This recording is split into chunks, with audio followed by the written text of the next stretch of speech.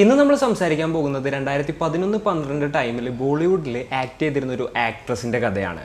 2011 404 error not found എന്ന് പറഞ്ഞിട്ടുള്ളൊരു ഫിലിമിൽ അവർ അഭിനയിച്ചിട്ടുണ്ടായിരുന്നു. അതിനുശേഷം കരീന കപൂറിന്റെ കൂടെ അഭിനയിക്കാൻ അവർക്ക് ഓപ്പർച്യൂണിറ്റി 2012 കിട്ടിയിട്ടുണ്ടായിരുന്നു. പിന്നീട് ദുരൂഹ സാഹചര്യത്തിൽ അവരെ കാണാതാകുകയാണ്. മീനാക്ഷി താപ്പർ എന്നായിരുന്നു ആ ആക്ട്രസിന്റെ പേര്. അപ്പോൾ അവർക്ക് എന്താണ് സംഭവിച്ചത്, എന്താണ് അവരുടെ കഥ, അതാണ് ഇന്നത്തെ വീഡിയോയിലൂടെ നമ്മൾ സംസാരിക്കാൻ പോകുന്നത്. Hello guys, welcome back to the channel. Razin this side. അന്ന് മാർച്ച് 15, 2012 ഡെറാഡൂണിൽ ആ ഒരു മീനാക്ഷിയുടെ വീട്ടിൽ നിന്ന് അമ്മ മീനാക്ഷിയെ വിളിക്കുകയാണ് ഉണ്ടായത്. മുംബൈയിൽ പോയതിന് ശേഷവും എല്ലാ ദിവസവും അമ്മയൊക്കെ വിളിക്കാറുണ്ട്, കാര്യങ്ങളെല്ലാം അപ്ഡേറ്റ് ചെയ്യാറുണ്ട്. എന്നാൽ ഈ ഒരു ദിവസം വിളിച്ചിട്ട് കോള് കിട്ടുന്നില്ല. അതിനുശേഷം മാർച്ച് 16 അമ്മ ഇതേപോലെ തന്നെ ഫോണിൽ വിളിച്ചിട്ടുണ്ടായിരുന്നു, ഫോൺ സ്വിച്ച് ഓഫ് ആയിരുന്നു. അങ്ങനെ അവരാകപ്പാടെ പേടിച്ചിരിക്കുന്ന സമയത്ത് മാർച്ച് 17 മീനാക്ഷിയുടെ ഫോണിൽ നിന്നും അമ്മയുടെ ഫോണിലോട്ട് ഒരു മെസ്സേജ് വരികയാണ്. കമല എന്നായിരുന്നു ആ അമ്മയുടെ പേര്. വന്ന മെസ്സേജ് എന്തായിരുന്നു എന്ന് ചോദിച്ചു കഴിഞ്ഞിട്ടുണ്ടെങ്കിൽ 15 ലക്ഷം രൂപ ഞങ്ങൾക്ക് വേണമെന്നും, ഇല്ലാന്നുണ്ടെങ്കിൽ നിങ്ങളുടെ മകളെ നിങ്ങൾ ഇനി ജീവനോടെ കാണില്ല എന്നുള്ള തരത്തിലുള്ളൊരു മെസ്സേജ് ആയിരുന്നു. അപ്പോൾ തൻ്റെ മകളെ ആരോ കിഡ്നാപ്പ് ചെയ്തിട്ടുണ്ട് എന്നുള്ളൊരു കാര്യം അവർ മനസ്സിലാക്കുകയാണ്. 2-3 ദിവസമായിട്ട് മകളോട് സംസാരിച്ചിട്ടുമില്ല. അങ്ങനെ ആർമിയിൽ വർക്ക് ചെയ്യുന്ന തൻ്റെ മകൻ്റെ അടുത്ത് ഈ വിവരവും കാര്യങ്ങളും പറയുകയാണ്. ഇവരുടെ ഫാമിലിയുടെ കാര്യം പറയുകയാണെന്നുണ്ടെങ്കിൽ ഒരു മിഡിൽ ക്ലാസ് ഫാമിലി ആയിരുന്നു. അതുകൊണ്ട് തന്നെ അത്ര പണം അറേഞ്ച് ചെയ്യാനുള്ള യാതൊരു വകുപ്പും ഉണ്ടായിരുന്നില്ല. ആർമിയിലുണ്ടായിരുന്ന മകൻ്റെ പേര് നവരാജ് എന്നായിരുന്നു. ആളെ എമർജൻസി ലീവ് എടുത്ത് നേരെ തന്നെ മുംബൈയിലോട്ട് പോവുകയാണ്. അങ്ങനെ ഇരിക്കുന്ന സമയത്ത് അമ്മയുടെ ഫോണിലോട്ട് വീണ്ടും മെസ്സേജ് വരികയാണ്. ഇനി നിങ്ങൾ പോലീസിൻ്റെ അടുത്ത് എങ്ങാനും പോവുകയാണെന്നുണ്ടെങ്കിൽ നിങ്ങളുടെ മകൾക്ക് ഡ്രഗ് കൊടുത്തിട്ട് ഞങ്ങൾ പോൺ ഫിലിം ഷൂട്ട് ചെയ്യും, അതിനുശേഷം അത് ഇൻ്റർനെറ്റിലിടും, അങ്ങനെ പറഞ്ഞിട്ടുള്ള ത്രെട്ടനിങ് മെസ്സേജ് ആയിരുന്നു അത്. നേരത്തെ പറഞ്ഞ പോലെ തന്നെ മീനാക്ഷിയുടെ ഒരു മിഡിൽ ക്ലാസ് ഫാമിലി ആയിരുന്നു. അതുകൊണ്ട് അവരുടെ കയ്യിൽ അത്രയും പണമൊന്നും ഉണ്ടായിരുന്നില്ല. എങ്ങനെയൊക്കെയോ ആ അമ്മ 60,000 രൂപ ഒപ്പിച്ചിട്ട് മീനാക്ഷിയുടെ അക്കൗണ്ടിലോട്ട് ഇട്ട് കൊടുക്കുകയായിരുന്നു. 15 ലക്ഷം രൂപ ആവശ്യപ്പെട്ടിട്ട് വെറും 60,000 മാത്രം കണ്ട ഈ കിഡ്നാപ്പേഴ്സ് അക്ഷരാർത്ഥത്തിൽ ക്ഷുഭിതരാവുകയാണ്. അവർ ഇതേപോലെ തന്നെ വീണ്ടും ത്രെട്ടനിങ് മെസ്സേജ് ഇങ്ങനെ അയച്ചുകൊണ്ടേയിരുന്നു. ആ സമയത്ത് നവരാജ് നേരെ മുംബൈയിൽ ലോക്കൻവാലയിൽ അവർ താമസിച്ചിരുന്ന സ്ഥലത്തൊക്കെ പോയിട്ട് തൻ്റെ സിസ്റ്ററിനെ കുറിച്ച് അന്വേഷിക്കുകയാണ്. അങ്ങനെ ആൾ കുറച്ച് മീനാക്ഷിയുടെ ഫ്രണ്ട്സിനൊക്കെ മീറ്റ് ചെയ്തു. അതിൽ ഒരാളായിരുന്നു അലോക് വർമ്മ. ഇവർ രണ്ടുപേരും നല്ല ക്ലോസ് ആയിട്ടുള്ള ആളുകളായിരുന്നു. മീനാക്ഷിയെ അവസാനമായിട്ട് കണ്ടതും ഇയാളായിരുന്നു. അങ്ങനെ ഇവർ രണ്ടുപേരും കൂടെയും അടുത്തുള്ള പോലീസ് സ്റ്റേഷനിൽ പോയിട്ട് ഒരു മിസ്സിംഗ് കംപ്ലൈൻറ്റ് ഫയൽ ചെയ്യുകയാണ്. അതുപോലെ തന്നെ ഇത്തരത്തിൽ ത്രെട്ടനിങ് മെസ്സേജസ് വരുന്ന കാര്യവും പോലീസിൻ്റെ അടുത്ത് പറയുകയുണ്ടായി. പോലീസുകാർ നോക്കുമ്പോൾ ഇവരൊരു ബോളിവുഡ് ആക്ട്രസ് ആണ്. അതുപോലെ തന്നെ നേപ്പാളിൽ നിന്ന് ഡെറാഡൂണിൽ വന്ന് താമസിച്ചിരുന്ന ഒരു ഫാമിലിയിലത്തെ മെമ്പറാണ്. അതുപോലെ തന്നെ ഒരു ബ്രദർ ആർമിയിൽ വർക്ക് ചെയ്യാണ്. അപ്പോൾ ഈ ഒരു കേസ് വളരെ സൂക്ഷ്മമായിട്ട് അവർ കൈകാര്യം ചെയ്യുകയാണ്. അങ്ങനെ ഇരിക്കെ ഏപ്രിൽ 2, 2012 മീനാക്ഷിയുടെ അമ്മയുടെ ഫോണിലോട്ട് വരുന്ന ത്രെട്ടനിങ് മെസ്സേജസും അവസാനിക്കുകയാണ് ഉണ്ടായത്. അപ്പോൾ ബാക്കി സ്റ്റോറിയിലോട്ട് കിടക്കുന്നതിന് മുമ്പ് ആരായിരുന്നു മീനാക്ഷി, എന്തായിരുന്നു മീനാക്ഷിയുടെ ബാക്ക്ഗ്രൗണ്ട് എന്നും നമുക്കൊന്ന് നോക്കാം. നേരത്തെ പറഞ്ഞ പോലെ തന്നെ നേപ്പാളിൽ നിന്ന് വളരെ ചെറുപ്പത്തിൽ മീനാക്ഷി ഇന്ത്യയിലെ ഡെറാഡൂണിലോട്ട് വരികയാണ് ഉണ്ടായത് ഫാമിലിയുടെ ഒപ്പം. അതിനുശേഷം അവർ സ്കൂളിങ്ങും കാര്യങ്ങളൊക്കെ ചെയ്തു. പിന്നീട് ഏവിയേഷനിലൊരു കോഴ്സൊക്കെ ചെയ്യുകയാണ്.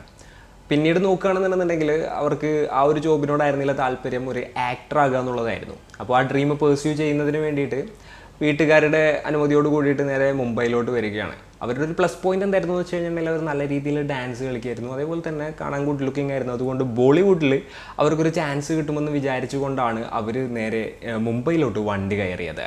തങ്ങളുടെ മകൾക്ക് ടാലൻ്റ് ഉണ്ടെന്നുള്ളത് വീട്ടുകാർക്കും അറിയായിരുന്നു. അപ്പോൾ അവർ ആ ഒരു മുംബൈയിലോട്ട് എത്തി ഒരുപാടധികം സ്ട്രഗിൾ ചെയ്തു. സാധാരണഗതിയിൽ ഒരു ആക്ടർ ആവണമെന്നുണ്ടെങ്കിൽ അത്ര എളുപ്പമുള്ളൊരു കാര്യമല്ലല്ലോ. അതും വലിയ ബാക്ക്ഗ്രൗണ്ട് ഒന്നും ഇല്ലാന്നുണ്ടെന്നുണ്ടെങ്കിൽ ഒരുപാടധികം സ്ട്രഗിൾ ചെയ്തിട്ടൊക്കെയാണ് പല ആളുകളും ഇന്ന് കാണുന്ന പല പൊസിഷനിലും എത്തിയിട്ടുള്ളത്. അപ്പോൾ ഒരു ന്യൂ കമ്മറിൻ്റെ സ്ട്രഗിളും കാര്യങ്ങളും മീനാക്ഷിക്കും ഉണ്ടായിരുന്നു. അങ്ങനെ ഇരിക്കുന്ന സമയത്ത് അവർക്ക് കുറച്ച് ആഡ് ഫിലിംസ് ഒക്കെ ലഭിക്കുകയുണ്ടായി. എന്നാലും വലിയൊരു പ്രൊജക്റ്റൊന്നും കിട്ടിയില്ല. അങ്ങനെ കുറച്ച് നാൾ കഴിഞ്ഞപ്പോഴാണ് 404 എറർ നോട്ട് ഫൗണ്ട് എന്ന് പറഞ്ഞിട്ടുള്ള ആ ഒരു ഫിലിമിലൊരു ചാൻസ് ലഭിക്കുന്നത്. എന്നാൽ ആ ഒരു ഫിലിം ബോക്സ് ഓഫീസിൽ വലിയ രീതിയിൽ പെർഫോം ചെയ്തിട്ടുണ്ടായിരുന്നില്ല. അതൊരു പരാജയമായിരുന്നു. അതുകൊണ്ട് തന്നെ പിന്നീട് അവർക്ക് വലിയ കാര്യമായിട്ടുള്ള റോളുകളൊന്നും തന്നെ ലഭിച്ചിട്ടുണ്ടായിരുന്നില്ല. പിന്നീട് 1 വർഷം കഴിഞ്ഞിട്ടാണ് നല്ലൊരു പ്രൊജക്റ്റ് കിട്ടുന്നത്. അപ്പോൾ അങ്ങനെ ഇരിക്കുന്ന ആ ഒരു ടൈമിലാണ് ഇതുപോലെ തന്നെ ഈ ഒരു പെൺകുട്ടിയെ കാണാതാകുന്നത്. അപ്പോൾ അലോകും അതുപോലെ തന്നെ ഈ മീനാക്ഷിയുടെ ബ്രദറും കൂടെ നേരെ പോലീസ് സ്റ്റേഷനിലോട്ട് പോയിട്ട് കാര്യങ്ങൾ പറയുകയാണ്. അപ്പോൾ അതിൻ്റെ ഇടയിൽ അലോക് പറഞ്ഞു, മീനാക്ഷി അലഹാബാദ് ഒരു ഫിലിമിൻ്റെ കാര്യത്തിനായിട്ട് പോകുന്നു എന്ന് എൻ്റെ അടുത്ത് പറഞ്ഞിട്ടുണ്ടായിരുന്നു. ഞാനാണ് അവരെ ട്രെയിനിൻ്റെ അടുത്ത് പോയിട്ട് COF ഒക്കെ ചെയ്തിട്ടുണ്ടായിരുന്നു എന്നുള്ള കാര്യങ്ങളൊക്കെ പറയുകയാണ്. അതുപോലെ തന്നെ 2 ഫ്രണ്ട്സിൻ്റെ കൂടെയാണ് മൂപ്പര് പോയതെന്നുള്ളൊരു കാര്യം കൂടെ പറയുകയുണ്ടായി. അമിത് ജയ്സ്വാൾ അതുപോലെ തന്നെ പ്രീതി സുരൻ എന്ന് പറയുന്ന 2 പേരുടെ കൂടെ ആയിരുന്നു മീനാക്ഷി പോയിട്ടുണ്ടായത്. അമിതും പ്രീതിയും റിലേഷൻഷിപ്പിലായിരുന്നു കേട്ടോ. ഈ അമിത്തിൻ്റെ കാര്യം നോക്കുകയാണെന്നുണ്ടെങ്കിൽ ആൾ ഒരു അഡ്വക്കേറ്റ് ആയിരുന്നു. അപ്പോൾ ആൾ പ്രാക്ടീസൊക്കെ ചെയ്തിട്ടുണ്ടായിരുന്നു കുറച്ച് നാൾ. എന്നാൽ അതിനുശേഷം പിന്നീട് മുംബൈയിലോട്ട് വരികയായിരുന്നു. ഇയാളുടെ കാര്യം ഇപ്പോൾ നോക്കുകയാണെന്നുണ്ടെങ്കിൽ ആൾ ഓൾറെഡി കല്യാണം കഴിച്ചു, 2 കുട്ടികളൊക്കെ ഉണ്ടായിരുന്നു.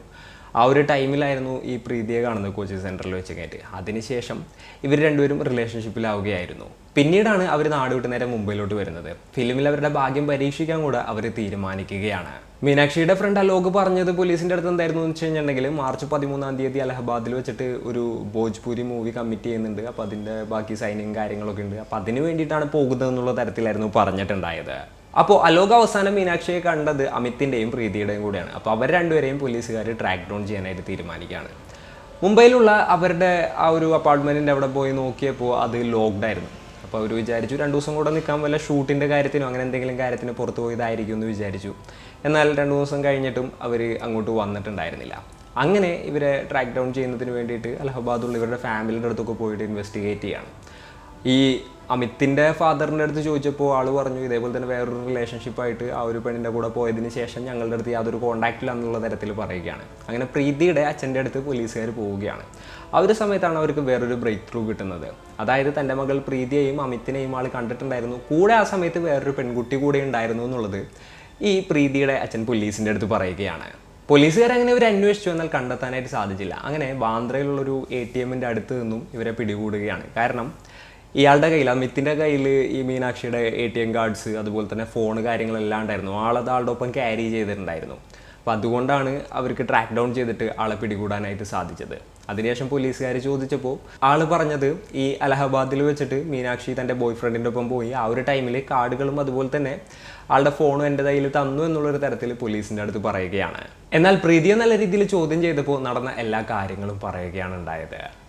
അതായത് അന്നേ ദിവസം അലഹബാദിൽ ആ ഒരു മീനാക്ഷിയെ കൊണ്ടുപോയത് അവർ വേറൊരു ഉദ്ദേശം വെച്ചിട്ടായിരുന്നു. അവിടെ ദർഭംഗ എന്ന് പറഞ്ഞിട്ടുള്ള സ്ഥലത്ത് ഗുലാട്ടി ബംഗ്ലാവ് എന്ന് പറഞ്ഞിട്ടുള്ള ഒരു ബംഗ്ലാവ് ഉണ്ടായിരുന്നു. അത് അധികം എന്താ പറയുക ആളുകളൊന്നും എത്താത്തൊരു ഏരിയ ആയിരുന്നു. അതുപോലെ തന്നെ അവിടെ ഒരു ഗാർഡായിരുന്നു ഉണ്ടായിരുന്നത്. അതിൻ്റെ ഓണേഴ്സൊന്നും അവിടെ ഉണ്ടായിരുന്നില്ല, എല്ലാവരും പുറത്തായിരുന്നു. അപ്പോൾ ആ ഒരു സ്ഥലത്തോട്ടായിരുന്നു ഇവർ മീനാക്ഷിയെ കൊണ്ടുപോയത്. ഇവരെ പിടികൂടിയതിന് ശേഷം ഇവരെയും കൊണ്ട് നേരെ അലഹബാദിലോട്ട് പോവുകയാണ് പോലീസ്. അവിടെ ഇവരെയും കൊണ്ട് പോലീസുകാർ വന്നു. അവർ നേരെ ആ ബംഗ്ലാവിൻ്റെ സെപ്റ്റി ടാങ്കുള്ള സ്ഥലത്തോട്ട് പോലീസിനെ നയിക്കുകയാണ്. അവിടെ എത്തിയപ്പോൾ പോലീസുകാർ ആ സെപ്റ്റി ടാങ്കിൻ്റെ ഡോറ് മൂടി ഓപ്പൺ ചെയ്ത് നോക്കുകയാണ്. അതിൻ്റെ ഉള്ളിൽ നിന്നും ഒരു മൃതദേഹം ലഭിക്കുകയുണ്ടായി. ഒരു സ്ത്രീയുടെ മൃതദേഹമായിരുന്നു. ആ മൃതദേഹത്തിന് തലയുണ്ടായിരുന്നില്ല. ഈ പോകുന്ന സമയത്ത്, അലഹബാദിലോട്ട് പോകുന്ന സമയത്ത് മീനാക്ഷിയുടെ ബ്രദറും അതുപോലെ തന്നെ ഫ്രണ്ടായിട്ടുള്ള അലോക് ഇവരുടെ കൂടെ ഉണ്ടായിരുന്നു. അപ്പോൾ തൻ്റെ സിസ്റ്ററാണതെന്നുള്ളത് ആൾക്ക് മനസ്സിലാവുകയും അതുപോലെ തന്നെ അക്ഷരാർത്ഥത്തിൽ ആ ഒരു സമയത്ത് ആൾ തകർന്നു പോവുകയും ചെയ്യുകയാണ് ഉണ്ടായത്. അപ്പോൾ അടുത്തതായിട്ട് പോലീസുകാർ ഇവരോട് തല എവിടെയാണെന്നുള്ള കാര്യം ചോദിക്കുകയാണ് ഉണ്ടായത്. അങ്ങനെ അവർ തലഭാഗം ഉപേക്ഷിച്ച സ്ഥലം പോലീസിൻ്റെ അടുത്ത് പറയുകയാണ്. അവിടെ നിന്ന് വാരണാസിക്ക് പോകുന്ന റൂട്ടിൽ വാരണാസി എത്തുന്നതിനും കുറച്ച് മുൻപായിട്ട് ഒരു കുറ്റിക്കാട്ടിൽ ഇവർ ആ ഒരു തല ഒരു പോളിത്തീൻ കവറിലാക്കിയിട്ട് വലിച്ചെറിഞ്ഞിട്ടുണ്ടായിരുന്നു. പോലീസുകാർ ഏറെ നേരം അന്വേഷിച്ചിട്ട് ആ ഒരു തല കൂടെ കണ്ടെടുക്കുകയാണ് ഉണ്ടായത്. പോലീസുകാരങ്ങനെ എന്തിനാണിത് ചെയ്തതെന്ന് ഇവരോട് ചോദിക്കുകയാണ്. അപ്പോൾ ഇവർ മീറ്റ് ചെയ്ത ഒരു സമയം തുടങ്ങിയിട്ടുള്ള ഒരു സ്റ്റോറി നോക്കുകയെന്നുണ്ടെന്നുണ്ടെങ്കിൽ ഒരു ഓഡീഷനിൽ വെച്ചിട്ടാണ് മീനാക്ഷിനെ അമിത് പരിചയപ്പെടുന്നത്. അതിനുശേഷം അമിത് തൻ്റെ ഗേൾ ഫ്രണ്ട് ആയിട്ടുള്ള പ്രീതിയെ പരിചയപ്പെടുത്തി കൊടുത്തു. അവരങ്ങനെ മീറ്റ് ചെയ്യുന്നു, സംസാരിക്കുന്നു, അങ്ങനെയുള്ള കാര്യങ്ങളൊക്കെ തന്നെ നടക്കുകയായിരുന്നു. അമിത് താൻ എന്താ പറയുക ഇവിടെ വന്നിട്ട് ഒരുപാടധികം വർഷങ്ങളായെന്നും അതുപോലെ തന്നെ ഇവിടെയുള്ള ഒരുപാടധികം പ്രൊഡ്യൂസേഴ്സിനെയും ഡയറക്ടേഴ്സിനും ഒക്കെ ആയിട്ട് തനിക്ക് അടുത്ത ബന്ധമുണ്ട് തുടങ്ങിയിട്ടുള്ള കാര്യങ്ങളെല്ലാം തന്നെ മീനാക്ഷിയുടെ അടുത്ത് പറയുകയാണ് ഉണ്ടായത്. പ്രീതിയും നല്ല രീതിയിൽ സപ്പോർട്ട് ചെയ്ത് കൊടുക്കുന്നുണ്ടായിരുന്നു. അങ്ങനെ ഇവരിടയ്ക്കിടെ മീറ്റ് ചെയ്യാനായിട്ട് തുടങ്ങി, കോഫി കുടിക്കാൻ, അങ്ങനെ പല പരിപാടിക്കൊക്കെ ആയിട്ട്. അപ്പോൾ അതിനിടയിൽ മീനാക്ഷി ഒരു നുണ പറയുകയുണ്ടായി. അതായത് താൻ നേപ്പാളിലത്തെ ഒരു റോയൽ ഫാമിലിയിലത്തെ അംഗമാണെന്നും ഈ ബോളിവുഡിലോട്ട് വന്നത് തൻ്റെ പാഷൻ്റെ പുറത്ത് മാത്രമാണെന്നും അങ്ങനെയുള്ള കാര്യങ്ങളെല്ലാം തന്നെ പറയുകയാണ്. ഇത് കേട്ടപ്പോൾ അമിത് എന്താ പറയുക ആകെപ്പാട് ഇത് വിശ്വസിച്ച് പോവുകയാണ്. കാരണം ആ സമയത്ത് മീനാക്ഷിയുടെ ഡ്രസ്സിങ് ആയിക്കോട്ടെ അതുപോലെ തന്നെ ലൈഫ് സ്റ്റൈൽ ആയിക്കോട്ടെ ഒക്കെ നല്ല അടിപൊളിയായിരുന്നു. അതുകൊണ്ട് തന്നെ ഓക്കെ റോയൽ ഫാമിലിയിലത്തെ ഒരു മെമ്പറാണ് എന്നുള്ളൊരു തരത്തിൽ പിന്നീട് ഒരു ജലസോട് കൂടിയിട്ടായിരുന്നു ഈ ഒരു പെൺകുട്ടി അവർ നോക്കിയിരുന്നത്. അമിത്തിനും പ്രീതിക്കും പൈസ ആവശ്യമുണ്ടായിരുന്നു. അങ്ങനെ കുറച്ച് കാശ് ലൂട്ട് ചെയ്യാനായിട്ട് അവർ പ്ലാൻ ചെയ്യുകയാണ്. അങ്ങനെ ഒരു ദിവസം ഇവർ മീനാക്ഷിയോട് പറഞ്ഞു, എനിക്കൊരു ഭോജ്പുരി ഡയറക്ടറുടെ ഒരു കോൾ വന്നിട്ടുണ്ടായിരുന്നു. അവരൊരു ആക്ട്രസിനെ തേടുന്നുണ്ട്, ന്യൂ കമ്മറെയാണ് അവർക്ക് ആവശ്യം. ഇനിയിപ്പോൾ ബോളിവുഡ് അല്ലാണ്ട് ഭോജ്പുരിയിലോട്ട് താല്പര്യം ഉണ്ടെന്നുണ്ടെങ്കിൽ നമുക്കൊന്ന് പോയി നോക്കാമെന്നുള്ള കാര്യം ഇതേപോലെ തന്നെ അമിത് മീനാക്ഷിയുടെ അടുത്ത് പറയുകയാണ്. മീനാക്ഷിയുടെ ഫാമിലിയുടെ ഒരു സിറ്റുവേഷൻ നോക്കുകയാണെന്നുണ്ടെങ്കിലും ഇത്തിരി ബുദ്ധിമുട്ടുള്ളതാണ്. അപ്പോൾ എന്തായാലും ഒരു മിഡിൽ ക്ലാസ് ഫാമിലിയൊക്കെയാണ്. അപ്പോൾ ഈ ഒരു റോള് കിട്ടിക്കഴിഞ്ഞ് കഴിഞ്ഞിട്ടുണ്ടെങ്കിൽ അത് ഹെൽപ്ഫുൾ ആവുമെന്ന് വിചാരിച്ചുകൊണ്ട് മീനാക്ഷിയും ഓക്കെ പറയുകയാണ് ഉണ്ടായത്. അതിനുശേഷം ഈ വിവരം തൻ്റെ ക്ലോസ് ഫ്രണ്ട് ആയിട്ടുള്ള അലോകിൻ്റെ അടുത്ത് പറഞ്ഞു. പിന്നീട് മാർച്ച് 13 അലഹബാദിലോട്ട് മുംബൈയിൽ നിന്ന് അവർ വണ്ടി കയറുകയും ചെയ്തു. അവിടെ നിന്ന് അവർ നേരെ ബംഗ്ലാവിലോട്ട് എത്തുകയാണ്. ബംഗ്ലാവിൽ പ്രീതിക്ക് ആക്സസ് ഉണ്ടായിരുന്നു. കാരണം ആ ബംഗ്ലാവിൽ ഒരു വാച്ച്മാൻ ഉണ്ടായിരുന്നില്ലേ, അയാൾ ഈ പ്രീതിയുടെ അച്ഛനായിരുന്നു. അങ്ങനെ അവർ ബംഗ്ലാവിലോട്ട് കയറി. എന്നിട്ട് ഈ പ്രീതിയും അതുപോലെ തന്നെ അമിതും മീനാക്ഷിയുടെ അടുത്ത് നുണ പറയാണ്, ഇതാണ് നമ്മുടെ ലൊക്കേഷൻ, അപ്പോൾ നാളെ എല്ലാവരും വരും, അപ്പോൾ ഇന്നിവിടെ റെസ്റ്റ് എടുക്കാം, നാളെ കാര്യങ്ങളൊക്കെ അങ്ങനെ സെറ്റ് ആവുന്നുള്ള കാര്യങ്ങളെല്ലാം തന്നെ പറയുകയാണ്. എന്നാൽ പിറ്റേ ദിവസമായപ്പോൾ മീനാക്ഷിക്ക് എന്തൊക്കെയോ ഒരു പന്തികേട് കണക്കാണ്. കാരണം ഇവിടെ ഷൂട്ടിങ്ങിൻ്റേതായിട്ടുള്ള യാതൊരു ലക്ഷണങ്ങളും കാര്യങ്ങളൊന്നും കാണുന്നില്ല. അപ്പോൾ അമിത്തിനും അതുപോലെ തന്നെ അറിയായിരുന്നു ഇനി അധികം നേരമൊന്നും ഇതും പറഞ്ഞുകൊണ്ട് ഇവിടെ വെക്കാനായിട്ട് പറ്റില്ല എന്നുള്ളത്. അങ്ങനെ പിന്നീട് അവരെ ത്രട്ടൻ ചെയ്യുകയാണ് ഉണ്ടായത്. അതിനുശേഷമാണ് ഇത്തരത്തിലുള്ള മെസ്സേജുകളും കാര്യങ്ങളും വരുന്നതും. അതിനുശേഷം ഈ ഒരു സ്ത്രീയെ ഇവർ കൊലപ്പെടുത്തുകയായിരുന്നു. അതിനുശേഷം ഈ ഒരു പെൺകുട്ടിയുടെ ബോഡി അവരെ ഡിസ്പോസ് ചെയ്യാനായിട്ട് തീരുമാനിച്ചു. അതായത് ബോഡിയും അതുപോലെ തന്നെ തലയും വേറെ വേറെ ഡിസ്പോസ് ചെയ്തിട്ടുണ്ടെങ്കിൽ ബോഡി കിട്ടിക്കഴിഞ്ഞാൽ ഇത് ആരാണെന്ന് ഐഡൻറ്റിഫൈ ചെയ്യാനായിട്ട് പറ്റില്ലല്ലോ എന്നുള്ളൊരു തരത്തിൽ ചിന്തിച്ചുകൊണ്ട് അവർ തല അറുത്തു മാറ്റാനായിട്ട് തീരുമാനിക്കുകയാണ്. അങ്ങനെ ഒരു കത്തി വാങ്ങിക്കൊണ്ടുവന്ന് തല അറുത്തു മാറ്റി അതിനുശേഷം ബോഡി അവിടെ ഉണ്ടായിരുന്ന സെപ്റ്റി ടാങ്കിൽ കൊണ്ടുപോയി ഡംപ് ചെയ്തു. പിന്നീട് തല വേറൊരു സ്ഥലത്ത് ഡംപ് ചെയ്യാനായിട്ട് അവർ തീരുമാനിക്കുകയാണ്. തല അവരൊരു പോളിത്തീൻ ബാഗിലാക്കി നേരെ ബസ് സ്റ്റാൻഡിലോട്ട് പോയി. അത്ര തിരക്കുള്ള ബസ് സ്റ്റാൻഡിൽ ഒരു സ്ത്രീയുടെ തലയും കൊണ്ട് അവർ ബസ്സിൽ കയറി, അതുപോലെ തന്നെ ട്രാവൽ ചെയ്ത്, എന്നിട്ട് ഒരു ഈവനിങ് ടൈമിലായിരുന്നു അവർ ബസ്സിൽ കയറിയത്. രാത്രി നല്ലപോലെ ഇരുട്ടിയപ്പോൾ അത്യാവശ്യം കാടൊക്കെ ഉള്ളൊരു ഏരിയയിൽ വെച്ചിട്ട് ഇവർ ആ ഒരു തല വലിച്ചെറിഞ്ഞ് പുറത്തോട്ട് കളയുകയാണ് ഉണ്ടായത്. അതിനുശേഷം അമിത് ഈ ഒരു മീനാക്ഷിയുടെ സിം കാർഡ്, ATM കാർഡ്സ് എല്ലാം കൊണ്ട് നടക്കായിരുന്നു. അത് തന്നെയാണ് അവസാനം ഇവരെ കാണിച്ചു കൊടുത്തതും. പിന്നീട് ഒരു കുറ്റം സമ്മതിച്ചു. പിന്നീട് 2018 മെയ് 11 കേസിൻ്റെ വിധി വരികയാണ്. കോടതി ഇവർക്ക് ജീവപര്യന്തം തടവ് ശിക്ഷ വിധിക്കുകയാണ് ഉണ്ടായത്. എന്നാൽ ഇവർ ചെയ്തത് അപൂർവങ്ങളിൽ അപൂർവമായിട്ടുള്ള ഒരു കൊലപാതകമാണെന്നും അതുകൊണ്ട് രണ്ടുപേർക്കും തൂക്കുകയറ് കിട്ടണമെന്നുള്ളൊരു തരത്തിലായിരുന്നു വാദിച്ചിട്ടുണ്ടായിരുന്നത്. എന്നാൽ ഇവർക്ക് എന്താ പറയുക, ജീവപര്യന്തം തടവ് ശിക്ഷ മാത്രമാണ് ലഭിച്ചിട്ടുണ്ടായത്. അപ്പോൾ ഇന്നത്തെ ഒരു വീഡിയോയിൽ ഇത്രയൊക്കെയാണ് പറയാനുള്ളത്. ഈ ഒരു കേസിനെ കുറിച്ചിട്ട് നിങ്ങളുടെ തോട്ട്സും മറ്റും എന്തൊക്കെയാണെന്നുണ്ടെങ്കിലും താഴെ കമൻറ്റുകളായിട്ട് രേഖപ്പെടുത്തുക. അപ്പോൾ and it's me signing off. Peace. Stay peaceful guys. Stay safe.